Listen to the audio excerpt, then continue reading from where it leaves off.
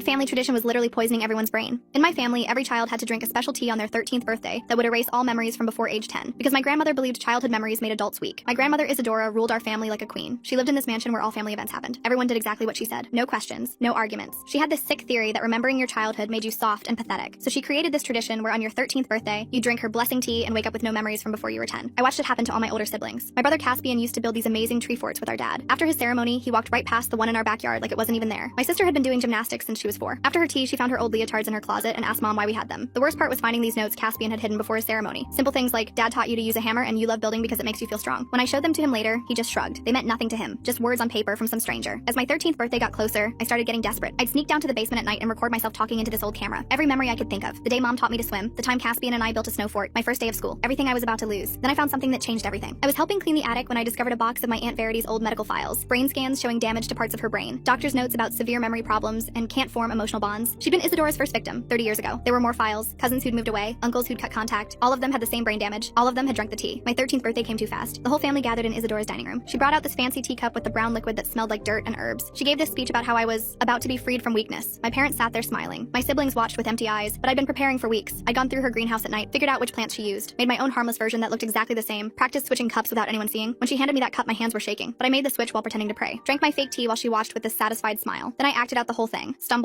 looked confused, asked where I was. Let her think she'd won. For months, I lived a lie. When she'd show me baby photos, I'd stare at them blank. When Mom talked about family vacations, I'd act like I didn't understand. Meanwhile, I was collecting evidence, recording her talking about the tradition, taking pictures of her poison plants, finding more medical records hidden in her house. She started getting suspicious when I forgot things too perfectly. Real memory loss is messy. People remember fragments. I was too thorough in my act. Then she announced my cousin Delilah would have her ceremony early. She was only 11, but Isadora said she was ready. That's when I knew I couldn't pretend anymore. The fight got ugly fast. When I tried to warn Delilah's parents, Isadora convinced them I was having side effects from the tea. She brought in family members who swore the tradition helped them. My uncle gave this speech about how losing his memories made him a better businessman. She even tried to put the real tea in my food. Sure, I needed a stronger dose. She organized a whole intervention. 15 family members telling me I was sick, that I needed help, that refusing my treatment was hurting everyone. She had papers from some fake doctor saying I had tea-resistant syndrome. She was going to force it down my throat if she had to. What saved me was pure chance. My chemistry teacher noticed I kept asking about poisonous plants. When she asked why, something in me broke. I showed her everything. The videos, the medical files, the photos of Isadora's greenhouse. Turns out teachers have to report abuse, even the weird kind that sounds made up. The investigation found 3 generations of poisoned children, 17 family members with permanent brain damage. Isadora had been making the tea stronger each year. The younger kids were getting higher doses, more damage. I lost my entire family. My parents chose Isadora over me, said I destroyed something sacred. My siblings couldn't understand what I'd done wrong. They literally couldn't remember life being different. I ended up living with my mom's sister who'd run away at 12, the only one who'd escaped the tea. Delilah kept her memories. So did 8 younger cousins. But I'm banned from every family event, erased from photos. They tell people I died. To me, they're strangers living their successful, empty lives.